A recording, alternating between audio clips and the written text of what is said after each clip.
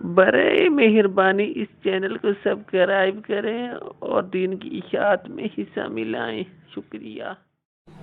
اب تھوڑی بات اور بھی سن لیجئے کہ کچھ اسباب ہوتے ہیں تنگ دستی کے،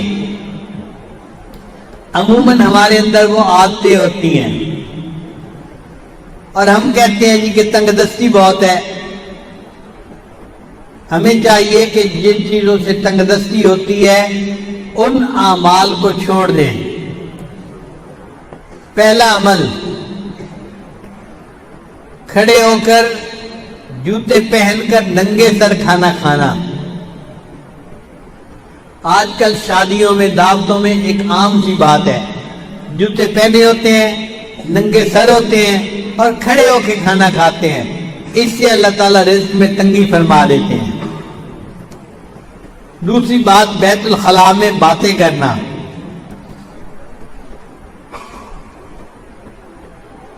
تیسری بات، مہمان کو بوجھ سمجھنا۔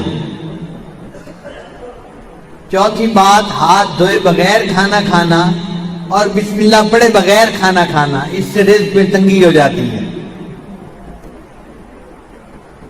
پھر پانچویں بات، کھانا ختم ہو جائے تو کھانے کے برتن کو اچھی طرح صاف نہ کرنا، اس سے بھی رزق میں تنگی ہوتی ہے۔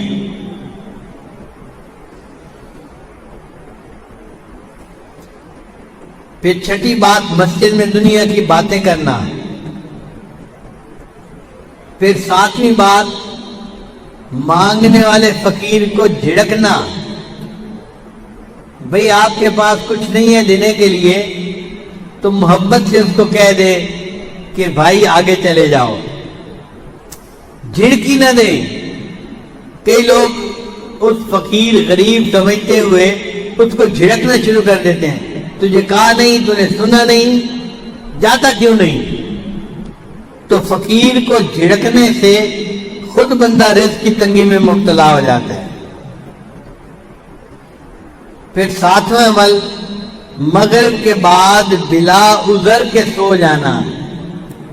عشاء کے بعد سونا چاہیے، مغرب کے بعد اگر بیماری ہے یا عذر ہے تو اور بات ہے، پھر اجازت ہے۔ اگر عذر نہیں تو مغرب کے بعد سونے کی عادت ہی بنانی چاہیے۔ پھر 10واں عمل جس سے رزق تنگ ہو جاتا ہے، بغیر عذر کے نماز قضا کر دینا۔ فجر نہیں پڑھتے، ظہر نہیں پڑھتے، عصر نہیں پڑھتے، مغرب نہیں پڑھتے، باتوں میں لگے رہے، نماز قضا ہو گئی۔ پھر 11واں عمل جس سے رزق میں تنگی آتی ہے، جھوٹ بولنا۔ اور آج کل تو جھوٹ بولنے کی ابتدا ماں باپ بچے سے ہی کر دیتے ہیں۔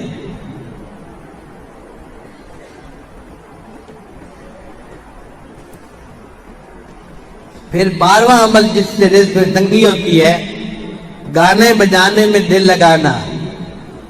گانے پسند ہوتے ہیں تو آپ دیکھیں گاڑیوں میں ہر وقت ٹو ٹو ہوتی رہتی ہے، گانے لگے ہوئے ہوتے ہیں، میوزک لگی ہوتی ہے۔ پھر 13واں عمل جس سے رزق میں تنگی آتی ہے، اولاد کو برا بھلا کہنا۔ کچھ جاہل ماں باپ کو اولاد کو گالیاں دینے میں مزہ آتا ہے۔ ماں ہے تو گالیاں دیتی ہے، باپ ہے تو گالیاں دیتا ہے۔ اولاد کو گالیاں دینے سے اللہ تعالیٰ بندے کو رزق کی تنگی میں مبتلا کر دیتے ہیں۔ اس لیے غصے میں بھی اولاد کو دعا دینی چاہیے۔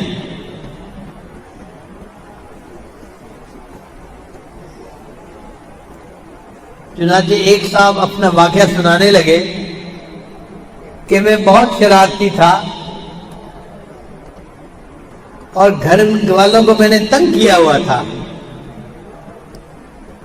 ایک دن کیا ہوا کہ گھر میں مہمان آئے ہوئے تھے تو میری والدہ نے دال بنائی مہمانوں کے لیے، اور میں نے ایک مٹھی ریت کی بھری اور آ کر ہنڈیا میں ڈال دی۔ اب جب مہمان کھانا کھانے لگے تو دال کے اندر ریت تھی، تو کھانا تو نہیں کھایا جاتا نا، تو مہمانوں کو بھی پریشانی ہوئی اور گھر والوں کو بھی پریشانی ہوئی۔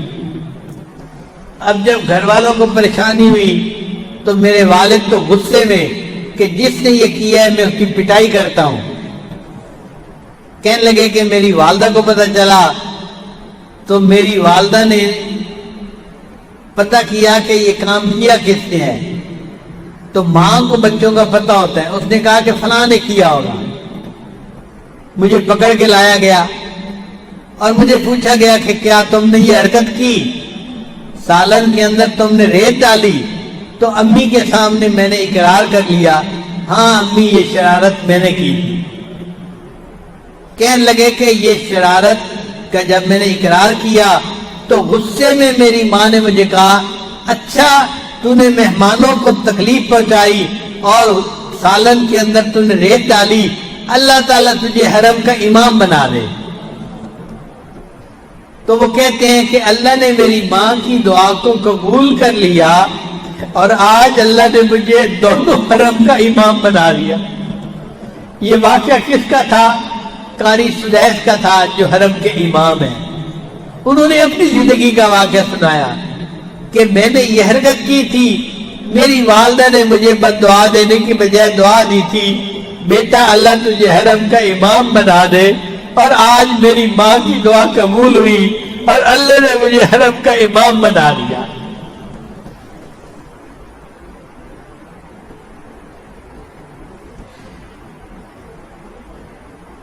پھر 14واں عمل قرآن پاک کو بے وضو ہاتھ لگانا۔